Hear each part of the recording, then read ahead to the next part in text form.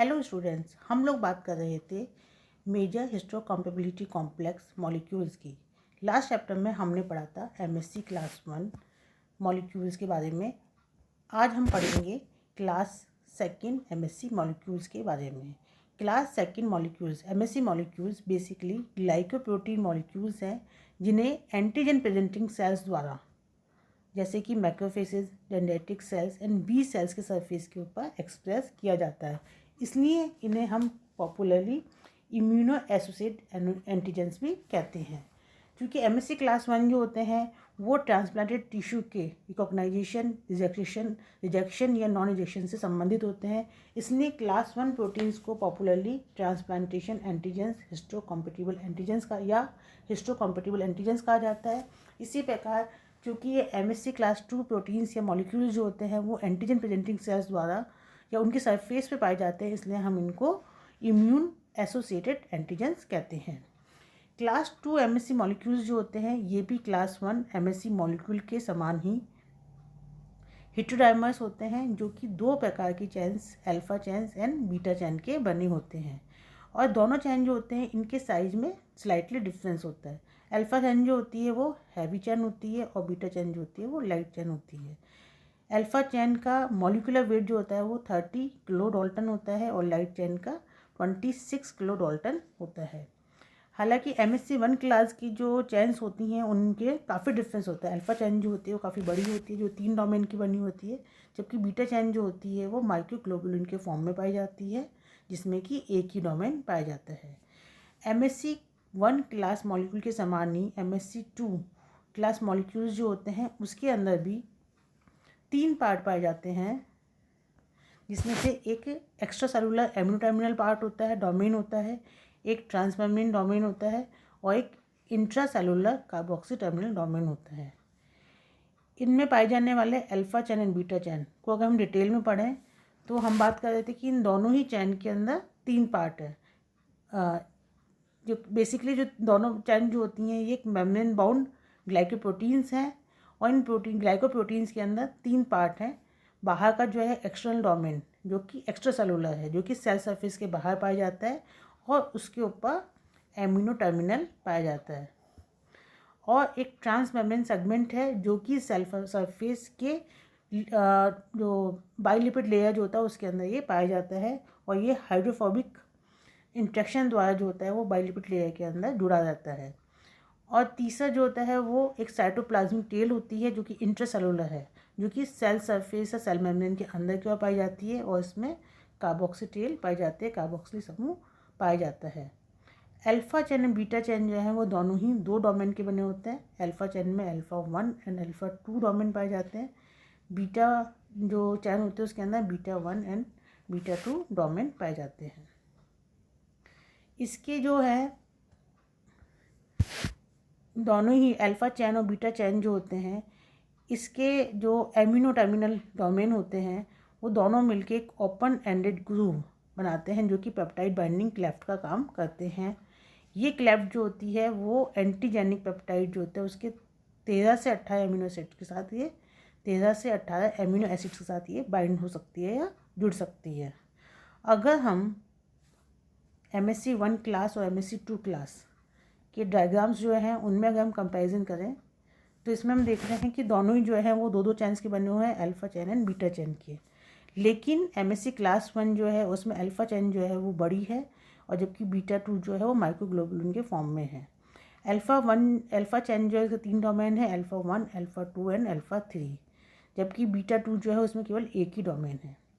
Alpha चैन जो है वो इसमें ट्रांस मेम्ब्रेन रीजन पाया जाता है, जिसकी वजह से ये सेल मेम्ब्रेन जो होते हैं उसके अंदर ये पाई जाती है, धसी रहती है या जुड़ी रहती है। जबकि बीटा 2 जो पार्ट है, बीटा 2 चैन जो है वो एक्स्ट्रा सेलुलर है, जो कि सेल मेम्ब्रेन से जुड़ा हुआ नहीं है। ये बीटा 2 जो है वो अल्फा 1 से नॉन कोवैलेंट बॉन्डिंग द्वारा जुड़ा होता है और इसके अंदर अल्फा 1 और अल्फा 2 डोमेन मिलके जो होते हैं वो एक ओपन ग्रुप बनाते हैं, जो कि पेप्टाइड बाइंडिंग क्लेफ्ट का काम करते हैं। सॉरी, ओपन ग्रुप नहीं, क्लोज ग्रुप बनाते हैं जो कि पेप्टाइड बाइंडिंग क्लेफ्ट का काम करते हैं। अगर हम एमएससी क्लास 2 की बात करें तो इसके अंदर भी 2 चैन है, अल्फा चैन या बीटा चैन। लेकिन दोनों ही चैन जो होती हैं उसमें ट्रांस मेम्ब्रेन रीजन पाया जाता है जो कि सेल सरफेस के अंदर धंसा हुआ होता है, उसकी बाइलिपिड लेयर में पाया जाता है। अल्फ़ा दोनों के अंदर दो डोमेन हैं, अल्फ़ा 1 अल्फ़ा 2, बीटा 1 बीटा 2, और इसके अल्फ़ा 1 एंड बीटा 1 पार्ट जो मिलकर बनाते हैं एक ओपन ग्रूव बनाते हैं जो कि पेप्टाइड बाइंडिंग क्लेफ्ट का काम करते हैं। जो MSC क्लास 1 की जो पेप्टाइड बाइंडिंग क्लेफ्ट जो होती है वो 7 एमिनो एसिड एंटीजन जो होते हैं उसके 7 एमिनो एसिड के साथ बाइंड हो सकती है, जबकि MSC क्लास 2 की जो पेप्टाइड बाइंडिंग क्लेफ्ट होती है वो 13 से 14 एमिनो एसिड्स के साथ बाइंड कर सकती है।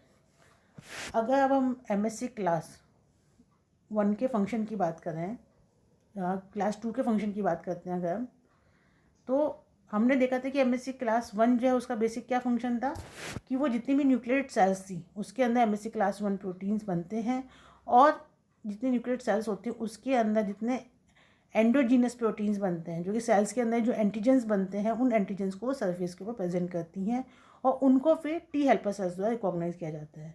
जबकि MSC क्लास 2 के जो मॉलिक्यूल्स होते हैं, ये मॉलिक्यूल जो होता है वो एंटीजन प्रेजेंटिंग सेल्स में पाए जाते हैं, जैसे कि मैक्रोफेजेस है और बी सेल्स डेंड्राइटिक सेल्स है, या दूसरी immune cells non specific immune cells जैसे मोनोसाइट्स। इन जितनी भी सेल्स होती हैं इनमें एक्सोजीनस जितने जो एंटीजेंस होते हैं उनको फैगोसाइज करने की कैपेसिटी पाई जाती है, उनको वो एनगल्फ कर लेती है और इनके अंदर इन एंटीजेंस का टुकड़ों में बांट दिया जाता है, इनका फ्रेगमेंटेशन हो जाता है।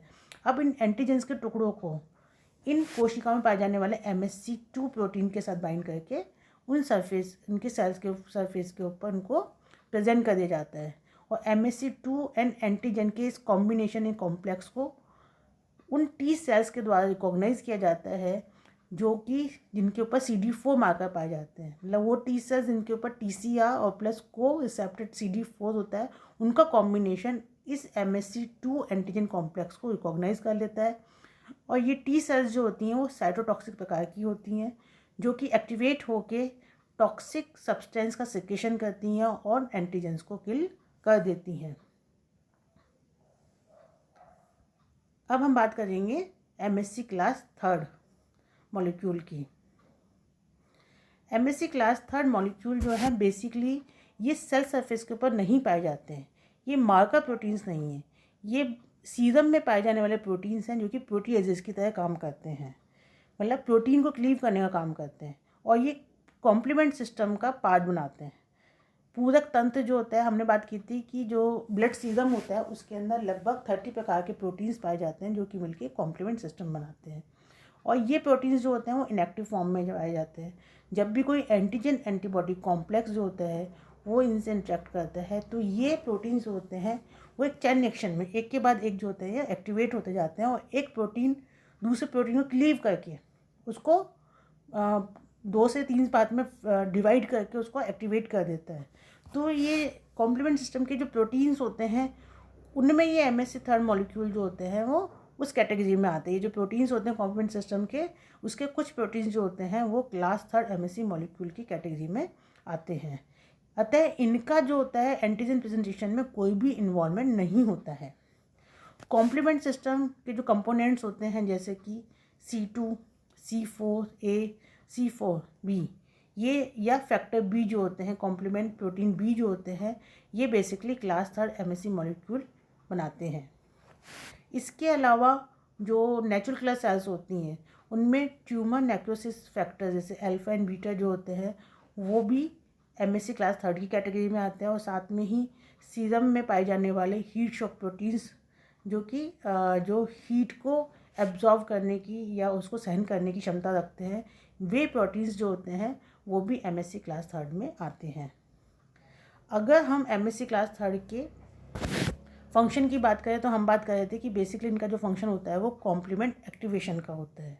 मतलब कि कॉम्प्लीमेंट प्रोटीन्स जो होते हैं जो कि इनएक्टिव फॉर्म में हैं, और अब कोई भी एंटीजन एंटीबॉडी कॉम्प्लेक्स के साथ जब कॉम्प्लीमेंट प्रोटीन जो होता है वो जुड़ता है तो वो एक्टिवेट हो जाता है। उसके बाद ये एक्टिवेटेड प्रोटीन जो होते हैं, मतलब ये बेसिकली प्रोटीजेस फॉर्म में होते हैं, और मतलब ये इसकी जो प्रोटीज एक्टिविटी जो होती है वो एक्टिवेट हो जाती है, जो वो आगे वाले मॉलिक्यूल जो होता है उनको उसका फ्रेगमेंटेशन करके उसको वो एक्टिवेट कर देती है।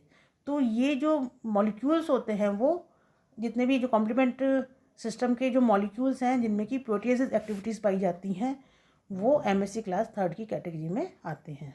तो ये थे एमएससी क्लास 1, 2 एंड 3 मॉलिक्यूल्स।